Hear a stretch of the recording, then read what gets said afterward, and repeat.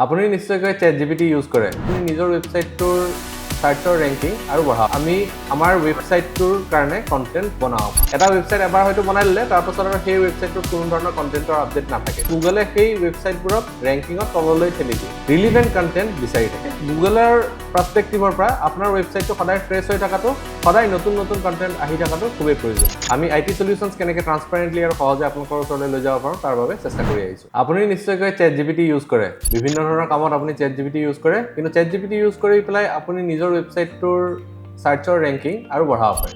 কেনেকৈ জানেনে? জানিবৰ কাৰণে আজি ভিডিঅ'টো আৰম্ভ কৰিছোঁ। নমস্কাৰ, মোৰ নাম স্পন্দন কেওট, মই উজু বিভাগৰ ফাউণ্ডাৰ। আমি IT সলিউশ্যনছ কেনেকৈ ট্ৰান্সপাৰেণ্টলি আৰু সহজে আপোনালোকৰ ওচৰলৈ লৈ যাব পাৰোঁ তাৰ বাবে চেষ্টা কৰি আহিছোঁ। এতিয়া AI ইউজ কৰি পেলাই ChatGPT হ'ব পাৰে, জেমিনাই হ'ব পাৰে বা ডিপছিক হ'ব পাৰে, এই ধৰণৰ যোনবোৰ আমাৰ প্ৰম্পটৰ কাৰণে আছে, সেইবোৰ ইউজ কৰি পেলাই আমি আমাৰ ৱেবছাইটটোৰ কাৰণে কণ্টেণ্ট বনাব পাৰোঁ। আগতে যদিহে ৱেবছাইটৰ কাৰণে আপুনি কণ্টেণ্ট লিখিব লাগে বা ৱেবছাইটৰ কাৰণে কণ্টেণ্ট জেনেৰেট কৰিব লাগে, তেতিয়াহ'লে আপুনি এজন কণ্টেণ্ট ৰাইটাৰক এটা নিৰ্দিষ্ট মূল্য দিব লাগিছিল বা মাননি দিব লাগিছিল। এই যোনটো মূল্য দিব লাগিছিল সেইটো দিবৰ কাৰণে সৰু ৱেবছাইট বা স্মল যোনবোৰ বিজনেছ অ'নাৰ্ছ আছে তেওঁলোকে নোৱাৰে, আৰু তাৰ ফলত তেওঁলোকৰ ৱেবছাইটবোৰ সদায় ডাল আছিল। মানে এটা ৱেবছাইট এবাৰ হয়তো বনাই দিলে তাৰপাছত আৰু সেই ৱেবছাইটটোত কোনো ধৰণৰ কণ্টেণ্টৰ আপডেট নাথাকে। তাৰ ফলত কি হয়, গুগলে সেই ৱেবছাইটবোৰক ৰেংকিঙত তললৈ ঠেলি দিয়ে। কাৰণ গুগলে সদায় ফ্ৰেছ, নিউ বা ফ্ৰেছ বা ৰিলিভেণ্ট কণ্টেণ্ট বিচাৰি থাকে। গতিকে এই কাৰণে গুগলৰ পাৰ্চপেক্টিভৰ পৰা আপোনাৰ ৱেবছাইটটো সদায় ফ্ৰেছ হৈ থকাটো, সদায় নতুন নতুন কণ্টেণ্ট আহি থকাটো খুবেই প্ৰয়োজনীয়। আৰু সেই কামটো ইয়াৰ জৰিয়তে আপুনি কেনেকৈ কৰিব পাৰে, সেইটো হৈছে আপুনি ব্লগ ছেকশ্যনত বিভিন্ন ধৰণৰ ব্লগ লিখিব পাৰে। এতিয়া ব্লগ লিখা বুলি কোৱাৰ লগে লগে আপুনি হয়তো ChatGPTত গৈ পেলাই লিখিব যে write a blog for me on this topic বুলি টাইটেলটো দি দিব। কিন্তু সেই ধৰণে যদি আপুনি নিজৰ ব্লগটো লিখে, তেতিয়াহ'লে কি হ'ব, সেইটো এটা একদম জেনেৰিক ব্লগ হ'ব ChatGPTয়ে দিব, যোনটো হয়তো গুগলত ৰেংক নকৰিব।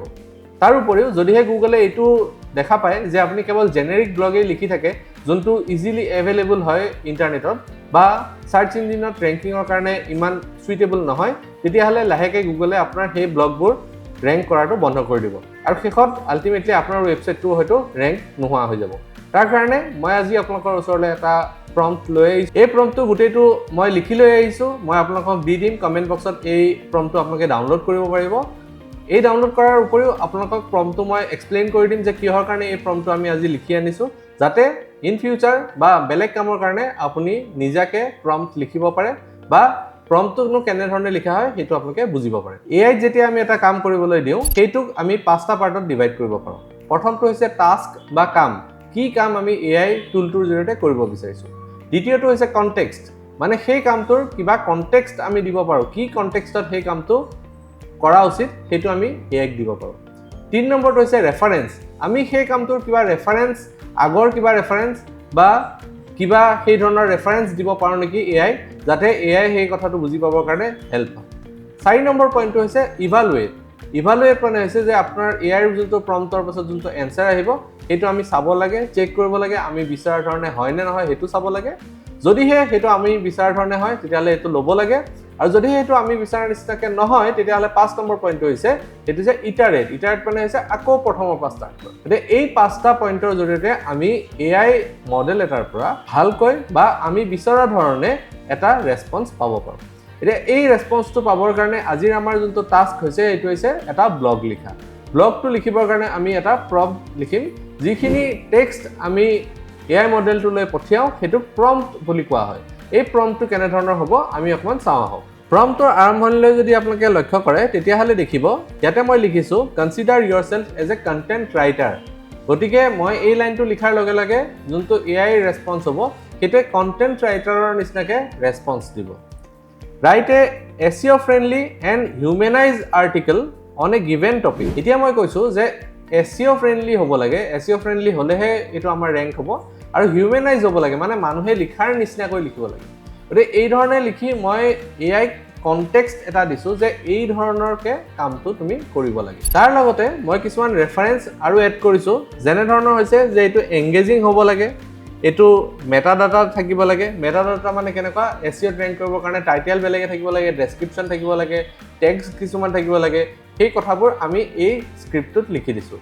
তাৰ ফলত কি হ'ব, যেতিয়া AI মডেলটোৱে যোনটো ব্লগ জেনেৰেট কৰিব সেইটো SEO friendly জেনেৰেট কৰিব প্ৰম্পটটো যথেষ্ট দীঘল গতিকে মই আপোনালোকক গোটেইখিনি এটা এটাকে কৈ নাযাওঁ ইয়াতে আৰু এটা ইম্পৰ্টেন্ট পইণ্ট আছে সেইটো হৈছে ফোকাস কিৱৰ্ড মানে হৈছে যে কি কিৱৰ্ডৰ ওপৰত আপুনি ব্লগটো লিখিব বিচাৰিছে বা কোনটো কিৱৰ্ড গুগলত সাৰ্চ কৰিলে আপোনাৰ ব্লগটো আহাটো আপুনি বিচাৰিছে হেতুক আমি ফোকাস কিৱৰ্ড বুলি কওঁ গতিকে হেতু আপুনি তাতে মেনশন কৰি লিখি দিব লাগিব শেষত আমি ওভাৰঅল টোনটো লিখিছো প্ৰফেশনাল হ'ব লাগে নলেজেবল হ'ব লাগে আৰু হেল্পফুল হ'ব লাগে confident in SEO based practices and content creation concise and efficient in response এই কথাকেইটা আমি ওভাৰঅল ব্লগটোৰ টোন হিচাপে লিখিছো গতিকে এই প্ৰম্পটটো যদি আমি গুগলৰ যোনটো AI আছে জেমিনাই হ'ব পাৰে বা ChatGPT দিব পাৰো তেতিয়া হলে কি হ'ব এটা ভাল ব্লগ ই আমাৰ কাৰণে জেনেৰেট কৰি দিব আশা কৰিছো এই প্ৰম্পটটো ইউজ কৰি আপোনালোকে নিজৰ ওয়েবসাইটৰ কাৰণে বিভিন্ন ধৰণৰ ব্লগ লিখিব পাৰিব আপোনালোকে ফোকাস কিৱৰ্ডটো সলনি কৰি বাকি কন্টেন্টখিনি সেম ৰাখিয়ে